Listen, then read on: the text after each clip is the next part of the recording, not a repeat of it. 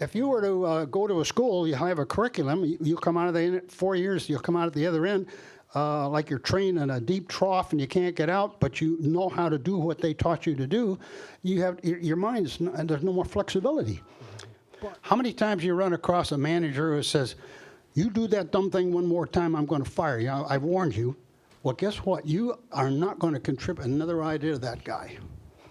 And actually, the way we do it now, we actually have a company called Garner Holt Productions out in San Bernardino, California.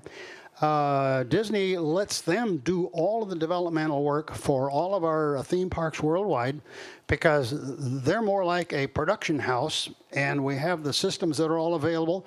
A lot of the show control systems are standard, let's say, black boxes you can buy from anybody now.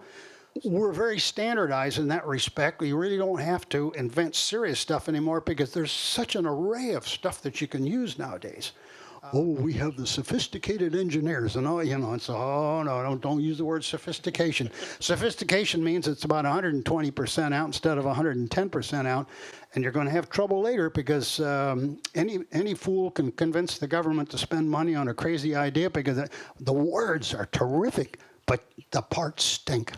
I'd like to personally tear down all of Tomorrowland at Disneyland. That whole northeast corner of the park could be something that is somewhere between like an Avatar and a space tour, any kind of a thing, but with a lot of greenery, a lot of logic, a lot of human scale stuff that's visually very inspiring, but it would still have monorail. It would still have Autopia cars, bump cars, but Tesla's going to make them, aren't they? Going to make, we'd make little Teslas for all the little kids, Like, why did you leave Disney? Was it just time to go and just, hey, start my own thing? Because you did start your own company right after you left Disney.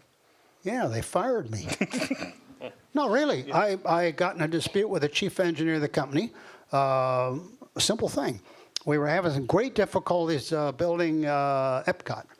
And we had a lot of engineers by that time were aerospace engineers who were process people. We had so much engineering that by the time I went to the shop, and none of that stuff would work, and some of the people were really tearing their hair out. And then in a meeting, somebody said, who can tell us why this is happening? And I said, I can tell you. And then the other people fled the room except for the chief engineer. I didn't realize I insulted the man, and I was fired. As simple as that, because basically I said, well, we used to talk to the mechanics down at Disneyland, and we get the feedback from the field as to how your systems and parts worked in very, very great detail. They know the most about your design, and you can befriend them, and they'll say, Bob, this bearing, the way you got that thing mounted, I want to show you how it really works. That's the guy you want to listen to. I explained that to this chief engineer, and he looked at me and he said words to the effect, he says, no grease monkey is ever going to tell my licensed engineers how to design anything. And I thought, woo, I was glad they fired me because within 2 weeks, I was president of the Gurr Design Incorporated. Well, I was curious, how did the other engineers that you used to work with feel that when you got fired and left? What was that experience like? They use the expression, did you see Gurr's bomb crater?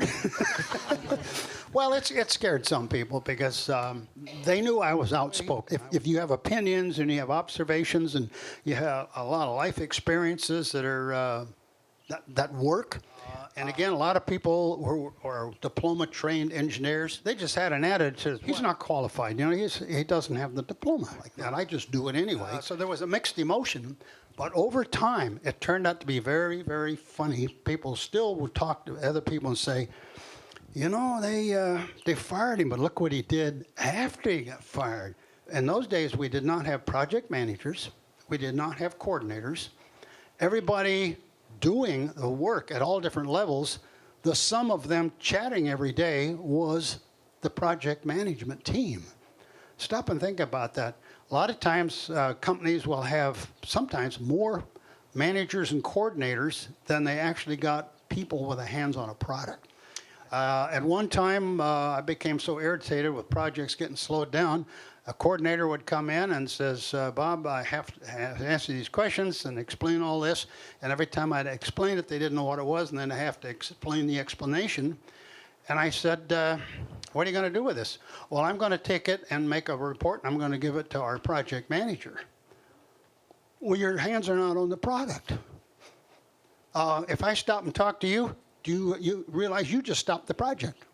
My hands are on the project. And that was a lesson that went through that company so fast, and we still used it in later companies. If you're doing the work, you're part of the managers. You're part of the coordinators, and you don't need everybody else to go do it. But that was a principle that was present in those years, the speed, how things got done so quick.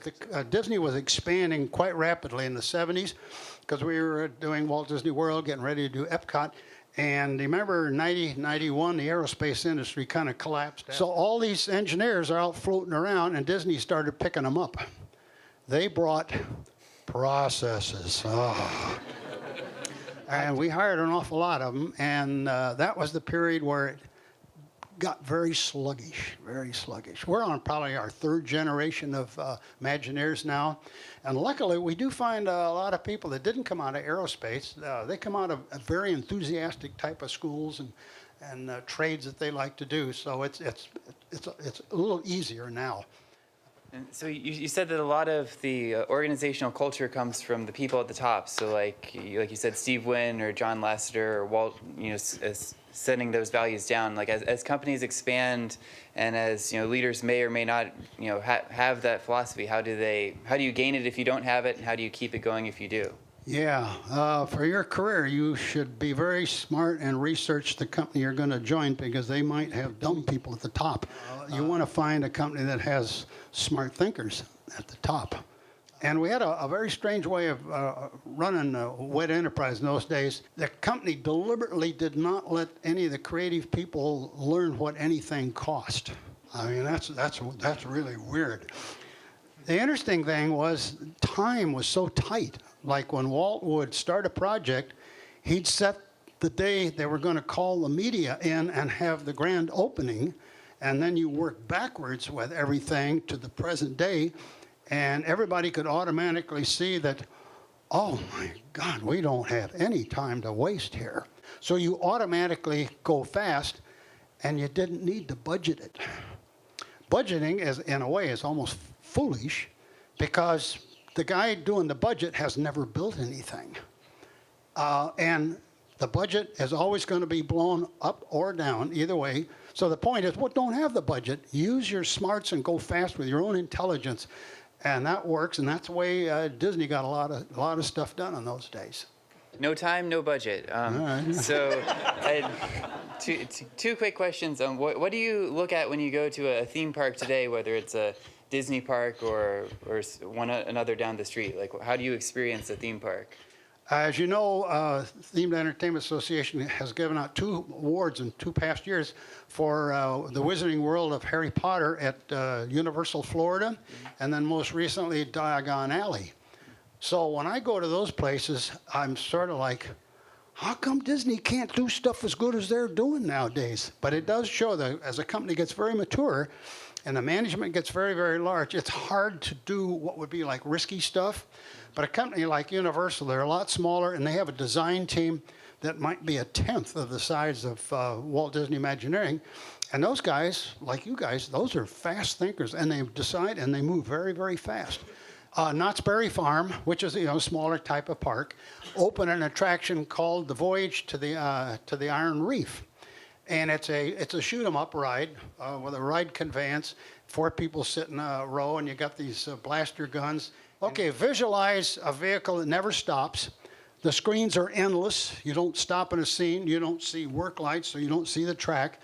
You have guns, and they're all a different color, so when you shoot something, you can see which color's getting the most scores by the way the thing blows up, and it's got 3D animation, the best I have ever seen. And it's a small company in Toronto, and they built a whole attraction like that for like $5 million. It's a small company with some very good thinkers figured out a better way to do CGI. When I see people that do that, and it's a tiny company, it's only a handful of people, those kind of people are scattered everywhere. And sometimes a company will see that they can take a piece of this and a piece of that, and with the idea here and a story writer there, and they can make something out of it that really is mind-blowing. Okay. Thank you so much for being here.